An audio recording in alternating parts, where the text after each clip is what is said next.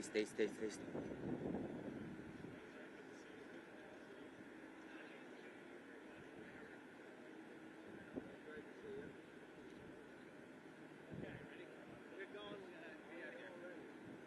Sorry, we were waiting for WFM. We were waiting for somebody, but I don't think they showed up. Yeah, they're not here right now. Okay. They're going to voicemail, so. Okay, then we'll show you. You need me? What's wrong? Oh. Just trying to connect this one. Put it right here, I guess. Yeah, you want me to put it right here? I can put it right here. Will that go? How's that? No. No? You understand? You understand? No. Okay. Okay. As long as it doesn't fall over. Okay. Hopefully it doesn't blow over. Okay? We're good? 1 second. Back record and you're good. Is my touch rate, by the way?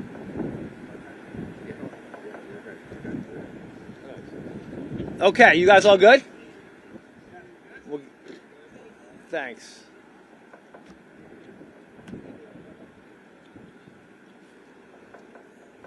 Great. Good morning. It's always good to be back at Newark Airport on the parking deck. We've been here before. It's nice and warm up here. I do want to thank Port Authority for their great work. I want to thank Law Enforcement, Port Authority, PBA, and all the law enforcement members who are here today as well. It's, we're back at one of the busiest airports in the United States of America and in the world, with the best of the best working in our terminals, on the runways, and in the towers like the one behind me. 20% of our nation's GDP runs through here, through the Northeast, in these arteries. So I want to thank all the federal workers who come here every single day, showing up day and night, despite the ongoing shutdown. As you know, we're in the middle of a shutdown, and the folks keep coming to work in the towers, the TSA security lines, and on the ground. On a good day, the people in the tower and all these other workers are under an immense amount of pressure to do a lot with what they're given. And now, given the shutdown, they're doing even more with fewer resources. That's right, because the far right, who controls the majority of the Congress, decided to shut the government down. Because of that, families are now facing rising health care costs. And all the federal workers here, air traffic controllers, TSA agents, and essential FAA staff aren't getting their paychecks. The president has even said that he might never give them their paychecks for the time during the shutdown. Let me say that again. The president has said that he's probably not going to pay folks even for the time they're working right now during the shutdown. That's unacceptable. So now, on top of the stress they're already dealing with in the towers or in the security lines, they're now wondering how they're going to pay their rent and mortgages. Yet, like so many other government workers, they're still showing up to keep our country and our economy running. Now, that's what all of my colleagues in Congress need to be doing, to show up in Washington and get the government reopened to protect our families. And after I'm done here, I'm going to the plane at the terminal and flying back to Washington. I've been there the last couple of weeks since the shutdown, showing up and doing everything we can to work together to get the government reopened. And I don't think this is any question mark. You know, to me, Democrats, Republicans should always figure out ways to sit at the table. Not point fingers, but just figure out how we're going to come up with a way to move forward here, both in the House and the Senate, to find a deal, get the government reopened. I've been on the phone around the clock and sitting in meetings with folks from across the aisle. But we need everyone back doing the same. We need the Speaker to bring the House back in session. As you probably know, right now, the House is out of session. It takes the Speaker of the House to call us back into session. And I'm calling on him to reopen the House. Make us come back every single day, everybody, to show up and sit at the table and work to get the government reopened. Why is this so important? Let's talk about what's at stake here. What has Democrats, many of us, been so focused on? If we don't act now, beginning November 1st, families will be faced with significantly higher health insurance premiums when they choose a plan during open enrollment. That open enrollment begins November 1st. That's just a couple weeks away. And if things aren't settled, if we don't work this out, a family of 4 in New Jersey, on average, who takes ACA premium tax credits, who gets help, will have their premiums go up $20,000 a year.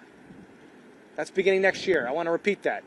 We're talking about $20,000 increase in premiums if we don't do what we should do and extend the ACA tax premiums. Those are the tax credits that we give support for to help people pay for their insurance premiums, to give a little help for them. They're in place right now, but they expire at the end of this year.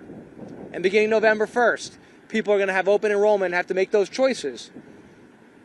And if we don't fix this, you're talking about a significant increase in health care costs beginning next year. That's unacceptable with what people are facing already with higher grocery bills and child care costs and all the tariffs and energy bills. It's just too expensive. So why would we do anything except get health care costs down and make sure we fight this fight? If the Affordable Care Premium Tax Credits expire, millions of Americans will no longer have access to that critical health care that they rely on. Because there's clear numbers about this. 22 million Americans will see higher health insurance premiums beginning January 1st, right off the bat. And again, they'll find out about this on November 1st of what's going to hit them next year. Nearly 200,000 people in New Jersey will lose their health care altogether because they just won't be able to afford these higher premiums. To be clear, children who rely on life-saving medications, seniors on fixed incomes, families who are already struggling with higher costs will be forced off their insurance because of these hikes in premiums. My friends on the other side of the aisle so far don't seem to think this is a major priority. Well, it is. I talk to folks all the time, whether you're in a diner at the airport here, and they make it pretty clear. They're struggling. They're trying to make it work. Healthcare is already up double digits year over year, these premiums. I'm sure you know it, you feel it, everyone feels it. It's too damn expensive, and we got to help people. That's all we're trying to do here. Reopen the government and actually get health insurance premiums down. Now, last Thursday, just to recap what we're dealing with here at Newark Airport because of the shutdown. Last Thursday, flights here at Newark Airport experienced ground delays of 88 minutes because of low air traffic control staffing numbers, according to the FAA. Before the shutdown, air traffic controllers shortages drove about 5% of all the delays. No problem, man. There you go. Before the shutdown, air traffic controller shortages drove about 5% of all flight delays. Now air traffic control staffing issues account for 53% of all delays. In other words, the shutdown's having an impact. It's having an impact on flights, on cancellations, on delays, and on families, and of course, people doing business. It's affecting our economy. This is not like something that you just decide isn't important and say, let's shrug our shoulders and not worry about it. We're talking about our economy. We're talking about families. We're talking about getting this airport moving the way it should be. Even before the shutdown, the towers have been short-staffed, as you know. We've gotten together and talked about that before, with controllers working long hours on outdated equipment, creating the perfect storm for delays, hitting right here in Newark. In fact, Newark was the third most delayed airport in the country for the first half of this year. So now imagine what these numbers are going to be as the delays pile up. Across the country, because of the shutdown, staffing has been getting worse, creating more delays for travelers. Last week, 12 FAA facilities were understaffed in America, including airports in Texas, Pennsylvania, Tennessee, Florida, New York, and right here in Newark. Nearly 40,000 flights were delayed across our country last week alone. That's because, largely, the shutdown is having a real impact. Last year, nearly 146 million passengers flew in and out of the New Jersey, New York metro area, a new record. Our region literally can't afford more delays. Families losing those precious hours at the airport, businessmen and women, time away from loved ones, and flight delays are estimated to cost airline travelers billions of dollars every year.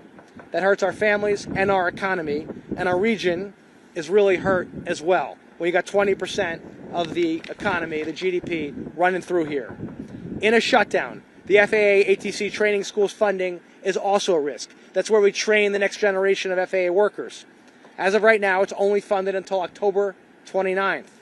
That means our airports will have a harder time getting more certified ATCs in the towers, like the one behind me, to help reduce and prevent more delays. Fewer air traffic controllers if we don't keep training them because of this shutdown. As I mentioned, our system for managing air traffic is incredibly old and needs to be updated. When the old equipment fails, as it has in the past, it causes more delays. Yet, according to the National Air Traffic Controllers Association, funding to upgrade critical infrastructure at airports like this one and across the country will be frozen as long as government remains shut down.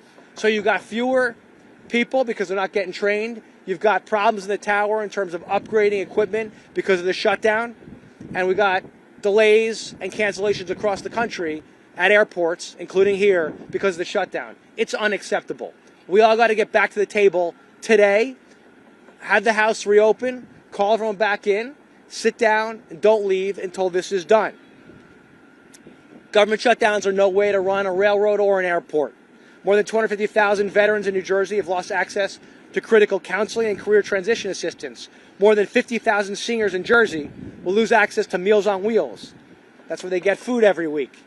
And mothers and infants will lose access to food at the end of the month because of WIC, which helps nearly 7 million Americans across the country, and 160,000 in New Jersey will run out of cash. That means no food for infants who really rely on these dollars and food every day. Because of the shutdown and the president's threats, $18 billion from key infrastructure projects around the tri-state area, including the Gateway train tunnel, is at risk, along with other key projects around the country. Roads, bridges, water, rail, sewer projects, all frozen, all because of the shutdown. This makes no sense, and every day that ticks by, it's getting worse. So, when you talk about things like military projects being put on hold, federal law enforcement not getting paid, who keep our communities safe, operations being slowed down, none of this makes any sense. Thousands of years of lost productivity.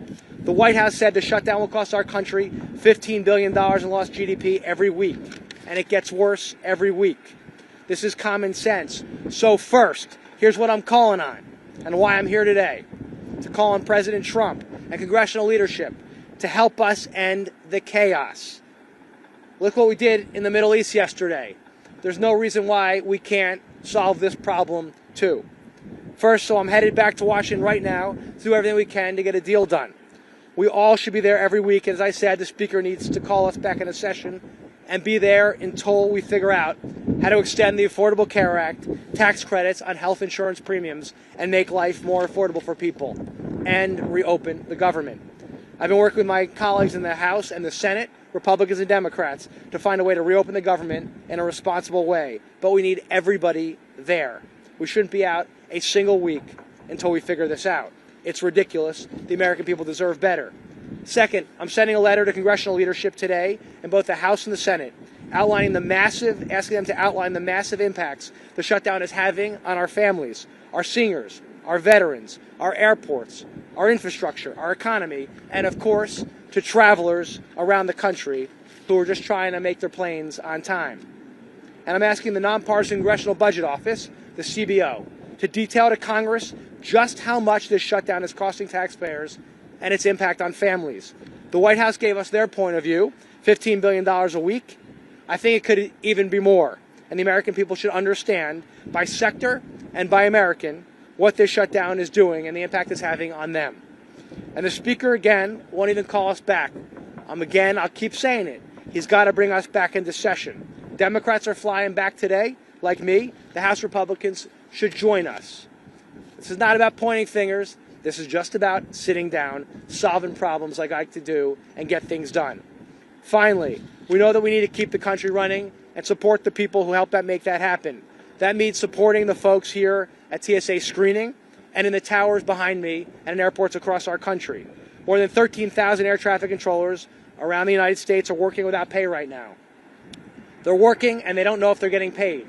They don't know if they're going to ever get paid for the work they're doing. They don't know if they're going to be able to pay their rent or their mortgages. So I'm helping lead the Aviation Funding Stability Act to ensure that we pay FAA workers during a government shutdown. The last thing we need is more stress on their heads right now, given what they do. We got to do this and get it done now. I'm also joining a congressional effort to call on the federal government to ensure back pay for all federal workers. Our more than 11,000 furloughed staff members of the FAA and other critical employees deserve to get paid. You can't stiff people because Congress can't get it together.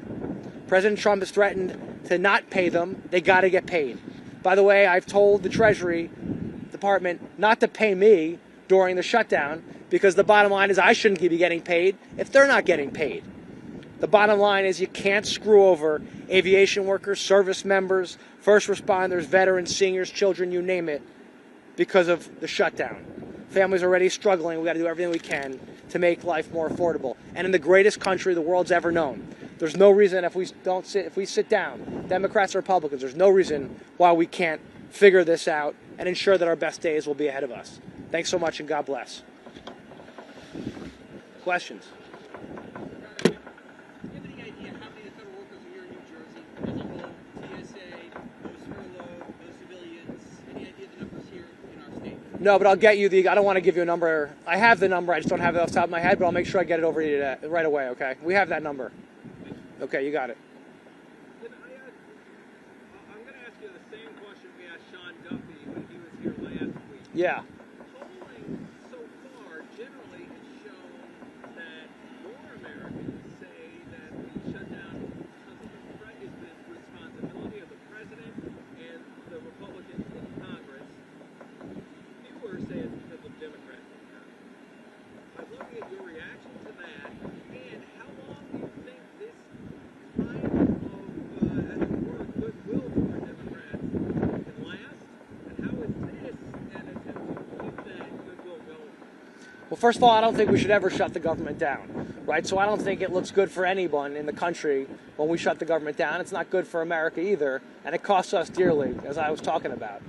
But I think what's pretty clear here is what we're fighting for and what's on the line. I think this is what Americans are seeing. It's about health care. You have a date that you can't push back, right? It's a looming date. It's sitting there. And if we don't act right now, we know what's going to happen. Like November 1st, enrollment opens up. People are getting notice of what it's going to cost them to have health care next year, and they're making decisions based on what they can afford or not afford, right? And as a result, we know that millions of people, right, 22 million Americans across the country will see their premiums go up. That's what's going to happen. 4 million are going to say, I can't afford this at all, including hundreds of thousands in New Jersey, and are going to leave healthcare altogether. I think people look at this and say, this seems pretty simple. Just let's vote to extend these health insurance premiums to give support to people so they can pay their health care. All we're asking for is exactly what they're getting right now. Literally the help and premiums they're getting right now, because everybody knows if we don't get this, it's not just people on the ACA, but everyone's health insurance prices will go up around the country. Everyone's going to suffer. So all we're saying to people is, hey, we're just trying to figure out health insurance premiums and make them more affordable for you. I think people get that. It's why you're seeing some of the numbers you're seeing. And I think we could easily do both. Open the government and continue these health insurance tax credits to make premiums less expensive for people. We can do both, and I think people are seeing that. And the more this goes on, the worse the picture looks, I think, for them. But I'm not, as I keep saying, I don't want to sit here and point fingers. I just really want to get it done, which is why I'm going back. It's why I was on the phone last night. It's why I've been in meetings with people from both sides, because I think we can do this if we put our minds together, stop playing politics with it and saying, are you winning? Are you winning? And actually just get it done and not worry about who's up and who's down every day. It seems to me that you're here because we're not getting any closer. It's been a couple of weeks almost. A couple of weeks, 14 days. Not getting any closer. What can you tell the American people, our residents, who have hope? I think there's been a lot of really constructive ideas being sent back and forth. And so I'm hopeful. I think we'll get it done. We just got to keep at it. I've always, you probably know whether it was the infrastructure deal or during the pandemic, during the PACT Act for veterans, it's always appeared things get stuck. I've been involved in many of these other shutdowns and continuing resolutions. We're trying to fund the budget and fund the government, and it always darkest before the dawn. We get it done, but it's really frustrating. And the back and forth is really frustrating, but you just got to keep going and not give up. And we'll get it done. And, I'm not willing, again, I think, but I think the only way you really get it done and put all effort behind it is it actually showing up. When people go back home and they're not focused on it every day, members of Congress, there's less there's less urgency for them. That's why you got to be there, you got to sit at the table, even if you're frustrated, you just got to keep going. So I'm hopeful we'll get it done. That's why I'm going back today. Although it's not officially back in session until the 19th. Right. Right. I'm going back. Right. Behind, the scenes and, Well, I don't ever negotiate in public, but I'll just say that we're working incredibly hard, a bunch of us, Democrats and Republicans, to try to figure out a way forward.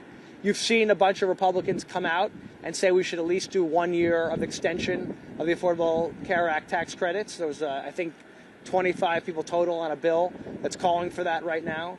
And I think that's a good signal. We should do at least, I mean, frankly, I think a year's not enough because we're going to be back in the soup in a few months. But we got to do something to extend this out to help people. And again, we're looking at a tough clock right now because November 1st, enrollment for next year opens up.